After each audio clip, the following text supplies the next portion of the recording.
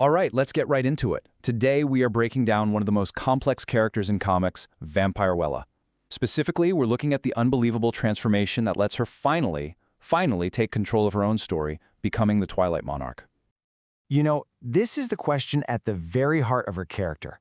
It's not really about fighting monsters out there in the world. It's about fighting the ones inside her own head, the ones someone else put there just to keep her trapped. So to really get why this transformation is such a big deal, we have to understand the psychological prison she's been stuck in for decades. See, her biggest problem isn't just having a dark past, it's that her entire history is a lie. Or more accurately, 1,000 different lies. Her own mother, Lilith, used this magic mirror to literally write and rewrite her memories over and over again. It's a form of psychological horror. One day, she's told she's an alien from the planet Draculon. The next, she's a demon. Then she's a hero. Then a monster. She has no idea who she is, because she's been told she's all of them at once. This creates a really specific kind of trauma. There's actually a philosophical term for it: resentment. It's way more than just being angry or confused. It's this deep, soul-crushing feeling that your entire identity is nothing more than a reaction to someone else's manipulations. She has no real foundation, just a pile of conflicting stories that were forced on her. So with her mind already in this state of pure chaos, something new enters the picture. A catalyst. An artifact that's both a source of unimaginable power and a threat that could literally end the world. And here it is, the Lunerys Arcadian, aka the Moonstone. Now, this is not just some shiny magic gem. It's the literal geopsychic heart of a dead moon called Arcadia. Think about that. It holds all the crystallized potential and the raw gravitational energy of an entire world that died. And right away, we see the dilemma. On one hand, the stone offers this cosmic-level power, the legacy of a whole ancient race. But on the other hand, its primary goal is to bring its old world back by consuming Earth. It's a perfect, terrifying mirror for Vampirella herself, this incredible source of potential that is also, by its very nature, destructive.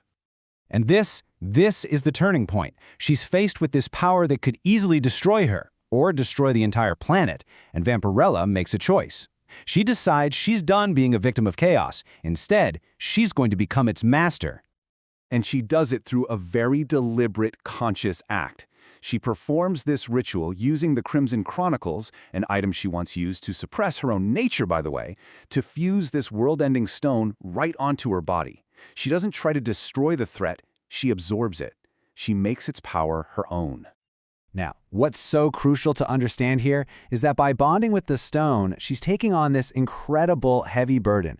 She masters its necrogravity energies, not for a power trip, but for control, to stop it from eating the earth. She becomes the one and only guardian of a dead world's legacy. Okay, so she's made her choice. She's gone through with the ritual. Now, let's get to the payoff. Let's dig into the incredible abilities of the Twilight Monarch, where every single new power is a symbol of her new, self-made identity. The physical change is just wow. Her eyes start to glow with the violet light of her homeworld's twin suns, Saturn and Circe. Her wings become these incredible constructs of pure energy and shadow. But maybe most importantly, the stone's reality-warping power just flat-out erases her old vampiric weaknesses. For the first time ever, the woman who was defined by darkness can walk in the sun. She's not a creature of the night anymore. And her strength? It gets a monumental upgrade. We're talking the 100-ton class. This bumps her from just a really good fighter to a true powerhouse, someone who could stand with characters like Miracle Man. But it's not just about raw power, it's smart power. Her new strength is actually a form of tactile telekinesis. It's this psionic field that subconsciously reinforces the structure of whatever she's lifting. It's how she can, say, catch a falling airplane without the whole thing just ripping apart in her hands. After a lifetime of internal chaos, she finally wields power with total precision. Her natural senses get cranked up to a planetary scale. She gets something called echolocation sight, which lets her instantly create a perfect mental map of an entire city. Think about that. A woman whose mind was a maze of lies now sees the world with absolute clarity. And yeah, she can turn it into a weapon, focusing all that sound into devastating screech cannons. She also gets one of the most unique abilities I've ever seen: black light fire.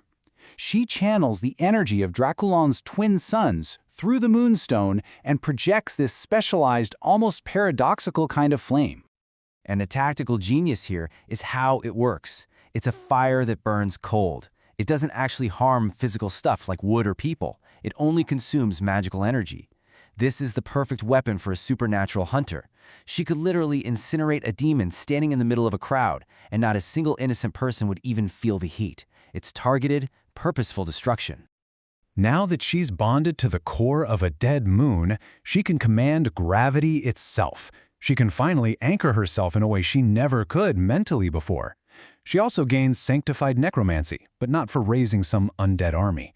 She uses it to ask the dead for information, a direct way to find the truth, which is a huge contrast to the lies that always defined her past. And finally, she gains absolute mastery over darkness. She can pull power from the permanently dark side of her homeworld, shape shadows into weapons, teleport through them, even cloak herself so perfectly that advanced sensors can't find her. She's no longer a victim hiding in the shadows of her past. Now, she commands them. So when you put it all together, you realize these amazing powers aren't just some random upgrade, no. They are the physical proof of her psychological victory. She has finally become the author of her own being. She becomes the self-begotten queen. And look, she's crowned in thorns. She's not trying to get rid of her suffering or her trauma. She's wearing it like a crown. She has taken the very chaos that was meant to destroy her and forged it into the source of her ultimate strength. And this is the huge realization at the very core of her transformation. She stops looking for one true origin story. She finally accepts that the chaos, the lies, the contradictions, that was her truth all along. They weren't problems that needed to be fixed. They were the raw materials she used to build her real self. And that's where we'll leave it. Vampirella didn't just get over her past. She weaponized it. She remembers every single timeline, every retcon, every lie she was ever told. So what happens now? What are the actual limits of a being who is a living, breathing archive of realities the universe itself tried to erase? That is a truly terrifying and exciting thought.